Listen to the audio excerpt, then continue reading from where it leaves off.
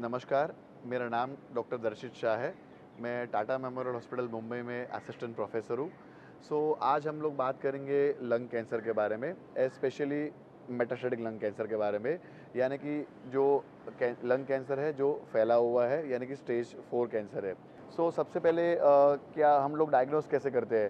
अगर stage 4 lung cancer का मतलब है अगर जो लंग प्राइमरी है कहीं और जगह पे फैल गया है, अगर छाती में पानी हो गया है, ब्रेन में फैल गया है, बोन्स में फैल गया है या लीवर में फैल गया है या किसी भी बॉडी के ऑर्गन में फैल गया है। उसमें मुख्यतः ट्रीटमेंट हमारा होता है पैलिएटिव ट्रीटमेंट, यानी कि पैलिएटिव फॉर्म ऑफ थेरेपी, यानी कि पेशेंट का हम लोग बीमारी क्योर करने के उद्देश्य से ट्रीटमेंट नहीं कर पाते, बट ज़रूर हम लोग कंट्रोल कर सकते हैं, पेशेंट की लाइफ प्रोलॉन्ग कर सकते हैं, क्वालिटी ऑफ लाइफ इंप्रूव कर सकते हैं और सिम्टम कंट्रोल कर सकते हैं। सबसे पहले हम बात करेंगे कि हम डायग्नोस कैसे करें। जहाँ पे भी टारगेटेबल लीजन होता है, या जहाँ पे कैंसर का जो पेट स्कैन किया हमने वहाँ पे लीजन पाया गया, तो यूजुअली हम लोग उनका बायोप्सी करते हैं।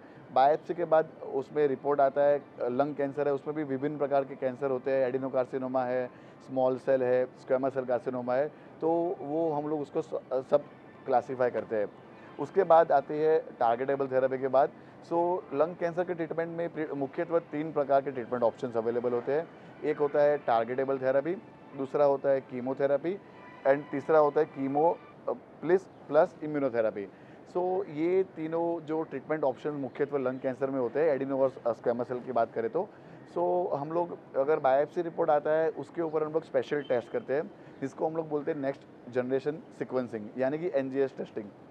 एनजीएस टेस्टिंग क्या करता है बेसिकली, लंग कैंसर जो होता है उसमें बहुत सारे म्यूटेशंस होते हैं जो हम लोग टारगेट कर पाते हैं। उसके लिए स्पेसिफिक टारगेटेड थेरेपीज़ अवेलेबल है और जो कि बहुत ही अच्छी है। और अगर अगर आप मुझे पूछिए तो हमारे पास टाटा हॉस्पिटल में बहुत सारे पेशेंट्स हैं जो टारगेटेड थेरेपीज़ पे है, और वो स्टेज 4 कैंसर होने के बावजूद सालों साल तक उनका लाइफ कंट्रोल में है, डिजीज़ कंट्रोल में है, और वो अच्छे से खुशी-खुशी अपना जीवन बिता रहे हैं।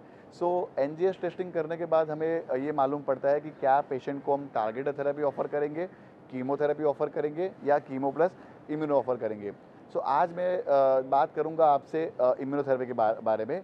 अगर किसी पेशेंट का हमने एनजीएस रिपोर्ट किया, अगर एडिनोकार्सिनोमा है, स्क्वेमस सेल कार्सिनोमा है लंग का, तो अगर एनजीएस रिपोर्ट नेगेटिव आता है, यानी कि उसमें किसी प्रकार की म्यूटेशन हमें नहीं मिलते हैं, तो हम लोग उनको ऑप्शन देते हैं कीमोथेरेपी का और साथ में इम्यूनोथेरेपी का। इसमें और एक टेस्ट हमारे काम का है, उसको हम बोलते हैं पीडीएल1 टेस्टिंग, जो कि पीडीएल रिसेप्टर जो टेस्टिंग होता है। उसके आधार से हम लोग हेल्प लेते हैं कि इम्यूनोथेरेपी का बेनिफिट कितना रहेगा। बट यूजुअली हम लोग कीमो प्लस इम्यूनोथेरेपी देते हैं, और यूजुअली इसका साइकिल होता है हर 3-3 हफ्ते में, यानी 21-21 दिन में। अभी दूसरा प्रश्न जो पेशेंट हमें पूछते हैं वो ट्रीटमेंट कब तक चलेगा? अगर हम बात करेंगे पैलिएटिव ट्रीटमेंट, यानी कि मेटास्टेटिक लंग कैंसर, ट्रीटमेंट जो होता है पेशेंट का लाइफ लॉन्ग चलता है, यानी कि जीवन भर उनको लेना पड़ता है। जैसे हम लोग शुगर कंट्रोल करते हैं, ब्लड प्रेशर कंट्रोल करते हैं, वैसे ही लंग कैंसर कंट्रोल करने का हम लोग प्रयास करते हैं। और ट्रीटमेंट जब तक चलेगा जब तक बीमारी नहीं बढ़ता है या पेशेंट को साइड इफ़ेक्ट्स सिग्निफिकेंट नहीं होते हैं, तब तक हम लोग कीमो और इम्यूनो, अगर हम बात करें तो हम लोग कंटिन्यू करते हैं। 3-3 हफ्ते का साइकिल रहता है। इम्यूनोथेरेपी की बात करें तो वो अभी भी हमारे देश में काफ़ी ज़्यादा मात्रा में लोग अफ़ोर्ड नहीं कर पाते हैं, क्योंकि ये काफ़ी महंगी प्रकार की ट्रीटमेंट है। अगर हमारे हॉस्पिटल में बात करें तो प्रति महीना इसका खर्चा होता है 2 से सवा 2 लाख रुपए प्रति महीना होता है खर्चा।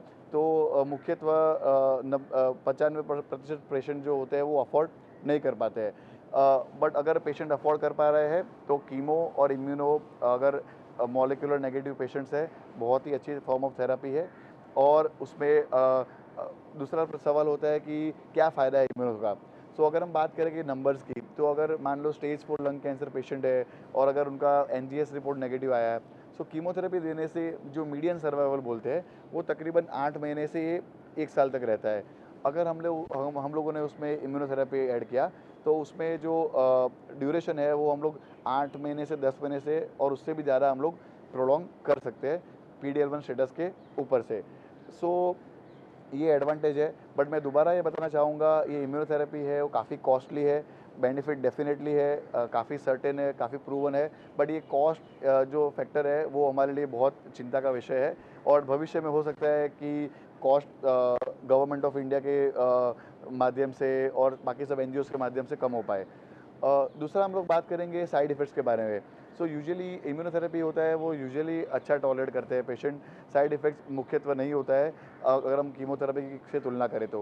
अगर साइड इफ़ेक्ट्स की बात करें तो हम लोग थायराइड डिस्फंक्शन हो गया या हम लोगों को हार्मोनल डिस्टर्बेंस हो गया, 5% से कम प्रतिशत परसेंट लोगों को न्यूमोनाइटिस हो गया या कोलाइटिस हो गया, यानी कि लंग्स में इन्फ्लेमेशन हो गया या हमारे आंत है उसमें इन्फ्लेमेशन हो गया, ये सब उसका सामना करना करना पड़ सकता है, बट यूजुअली ये अच्छा टॉलरेट करते हैं। So for more information on lung cancer please join lung connect. Thank you very much.